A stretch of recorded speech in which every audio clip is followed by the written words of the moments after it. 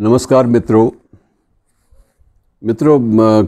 अक्सर ये भी होता है कि समय ऐसा भी आता है जब खंडहर भी हाँफने लगते हैं कि इससे मेरी मुराद जो है वो यही है कि खंडहर भी किसी वो चेतावनी देते हैं कि हम किसी भी पल भाई अब धराशायी हुए।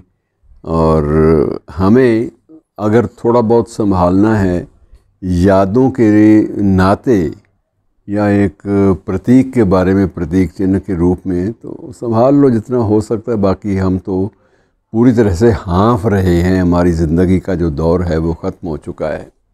मित्रों, आज मैं जिन खंडरों की बात कर रहा हूँ वो खंडर हैं तक्षशिला के। तक्षशिला का नाम आपने सुना है, अंग्रेज़ी में उसे अंग्रेज़ी वाले टैक्सशिला भी कह लेते हैं। और बाकी तो टैक्सशिला के नाम पे टीवी भी बन गए, वो बातें अलग हैं, लेकिन मूल रूप से ये तक्षशिला है। और ये जो स्थल है ये कभी विश्व का एकमात्र विश्वविद्यालय था, सबसे बड़ा और एकमात्र विश्वविद्यालय शुरुआती दौर में, अपने शुरुआती दौर में। और ये ईसा से 326 वर्ष पूर्व का अगर थोड़े से आंकड़ों पर नज़र डालने की आपको फुर्सत हो तो ये भी मानकर चलिए कि ये चिकित्सा शास्त्र का भी सबसे बड़ा केंद्र था, मेडिकल एजुकेशन का। और जिन मुख्य विषयों में यहाँ पर शिक्षा, जिन अन्य मुख्य विषयों में यहाँ शिक्षा दी जाती थी उनमें व्याकरण, आयुर्वेद, ललित कला, अश्वविद्या, ज्योतिष, राजनीति शास्त्र, अष्टादश विद्याएं, मंत्र विद्या, वेद सिद्धांत और बहुत सारी अन्य चीज़ें थी जिनका कोई लेखा जोखा रखना संभव नहीं है। और इसमें कुल विषयों की संख्या 60 से भी ज़्यादा थी। तो आप इस बात से अंदाज़ा लगा सकते हैं कि इसमें क्या क्या शामिल होगा। और ईसा से लगभग 700 वर्ष पूर्व इस विश्वविद्यालय की स्थापना हुई थी। और वैसे ये कहा यह जाता है कि इसकी स्थापना श्री राम के भाई भरत के पुत्र तक्ष ने की थी। उसी के नाम पर तक्षशिला इसका नाम पड़ा। श्री राम के भाई महाराजा भरत और भरत के पुत्र तक्ष ने इसकी बुनियाद रखी थी। और उसके बाद धीरे धीरे ये एक ऐसी यूनिवर्सिटी के रूप में, एक ऐसे विश्वविद्यालय के रूप में पनपा जिसमें 60 विषयों की स्नातकोत्तर स्तर पर और स्नातक स्तर पर शिक्षा दी जाती थी।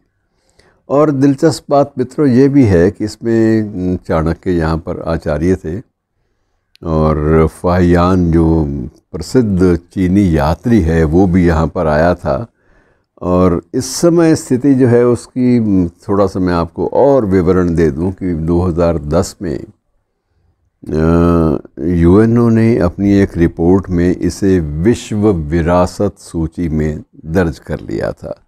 और उसके लिए 12 स्थल उन्होंने चुने थे, 12 में से एक तक्षशिला भी था। और ये भी कहा गया था, उस रिपोर्ट में कहा गया था कि इसकी जो वर्तमान स्थिति है वो अपर्याप्त प्रबंधन और विकास का दबाव का मेरा मतलब जो शहरीकरण का दबाव होता है उस ओर संकेत था। और लूट, युद्ध, असंख्य युद्ध होते रहे इतिहास में। और उसके बाद जो टकराव थे, संघर्ष थे, वो सारे के सारे इसकी स्थिति, वर्तमान दुर्गति का एक मुख्य कारण थे। और ये जो स्थिति इसकी बनी, इसका थोड़ा सा और मैं आपको लोकेशन बता दूं कि ये रावलपिंडी का तो नाम आपने सुना ही हुआ है। तो रावलपिंडी से लगभग 25 किलोमीटर, 2500 नहीं, 25 किलोमीटर उत्तर की ओर ये खंडर इसके स्थित हैं। और जो इस बात की पुष्टि करते हैं कि मुख्य रूप से आप ये मानकर चलिए कि रावलपिंडी में ही तक्षशिला विश्वविद्यालय था, क्योंकि इतने क्षेत्र में तो वहाँ के क्रीड़ा मैदान, खेल कूद के मैदान और वहाँ के पुस्तकालय और जो आवास होते थे शिक्षकों के, आचार्यों के, वो सारे के सारे उसी क्षेत्र में थे, इसलिए मान के चलिए कि रावलपिंडी में ही ये स्थित था तक्षशिला विश्वविद्यालय। और गांधार प्रदेश, उस समय गांधार प्रदेश भी था, तो गांधार प्रदेश का ये एक सिलसिला उसी के नाते से, उसी के संबंध के नाते से इसको याद भी किया जाता है। और उसके बाद इसकी जो स्थिति है वो बड़ी विचित्र रही है, टकरावों से टकराती, मतलब जैसे सिकंदर आया, आक्रांता का सबसे पहला, उन दिनों में कोई भी आक्रांता बाहर से आता था तो उसका सबसे पहला निशाना ये शिक्षा और संस्कृति के केंद्र बनते थे।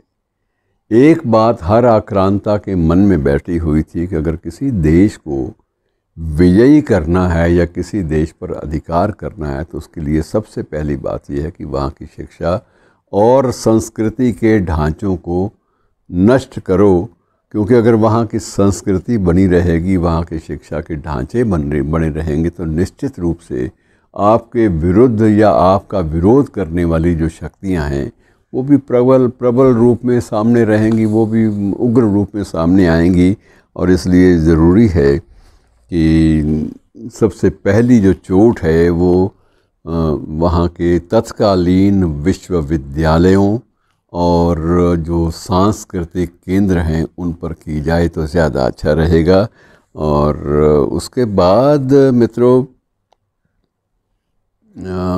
कहा यही जाता है कि पोरस का जो भाई था आम्भीक, जिसका एक नाम, प्रचलित नाम आम्भी था, तो उसने भी ये सारा का सारा क्षेत्र, इसके बहुत सारे इलाके, बहुत सारा इस वस्तुएं, बहुत सारे जो दुर्लभ वहाँ संग्रहालय की जो जितने भी पार्टिकल्स थे, जितनी भी चीज़ें थी, उनमें से बहुत कुछ जो भी सिकंदर ने मांगा वो उसको दे दिया और दोस्ती कर ली। और दोस्ती के नाते अपनी ही संस्कृति, अपनी ही कल्चर, अपनी ही शैक्षणिक विरासत का सौदा इस तरह से कर लिया। और 5वीं शताब्दी में भी जब हूणों ने आक्रमण किया तो हूणों का भी यही हाल था कि हूण वर्ग के लोगों ने भी सबसे पहले इसी पे हमला किया, क्योंकि इसमें बहुत सारे दुर्लभ लोग यहाँ पर बिल्कुल विद्यमान थे। और यहाँ जो छात्र निकले, यहाँ से आप अंदाज़ा इसी बात से लगा लीजिए कि यहाँ से विभिन्न विषयों में शिक्षा प्राप्त करके जो छात्र बाहर निकले, उनमें पहले चाणक्य भी आचार्य बनने से पहले यहीं के छात्र थे। और पाणिनि की स्थिति भी ये थी कि पाणिनि भी यहाँ पर एक छात्र के रूप में पहले आया व्याकरण पढ़ने के लिए, संस्कृत की व्याकरण। और उसके बाद जब उसने शिक्षा प्राप्त कर ली तो उसके बाद वो यहीं पर पढ़ाने भी लगा। और अन्य जो प्रमुख शिष्य थे उनमें चाणक्य और पाणिनि के अलावा जीवक था, चंद्रगुप्त मौर्य था, प्रसेनजित था।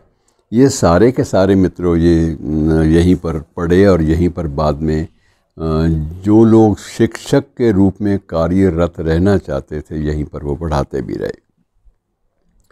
अब इसमें थोड़ा सा आपको पाठ्यक्रमों के बारे में भी बता दूं कि ये पाठ्यक्रम तो मैंने आपको बता दिए, विषय तो बता दिए, लगभग 60 के लगभग विषय थे।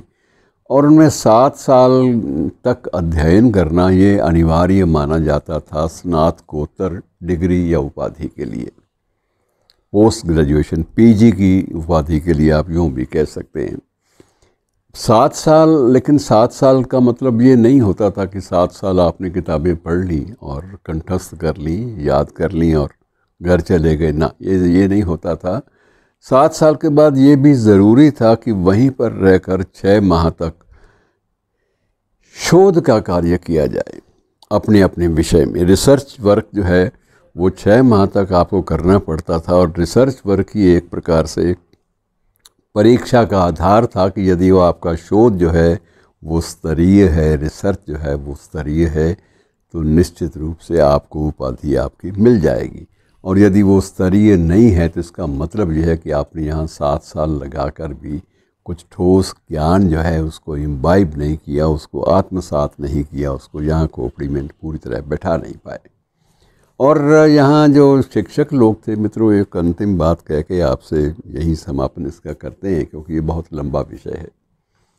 वो ये था कि शिक्षक जो भी होते थे उन्हें वेतन नहीं मिलता था, अर्थात वो वेतन के लिए वहाँ काम नहीं करते थे, प्रतिष्ठा के लिए, लेकिन उन्हें आवास, भोजन की सुविधा, वस्त्र, अंग वस्त्र, ये सारी के सारी सुविधाएं अतिरिक्त रूप से अपने छात्रों से सम्मान के रूप में और कुछ भेंट उपहारों के रूप में ज़रूर उनको सब प्राप्य थी, उपलब्ध थी, लेकिन वेतन नहीं मिलता था, ताकि कोई भी संस्थान या कोई भी शासक ये ना कह सके कि ये तो मेरा वेतनभोगी कर्मचारी है।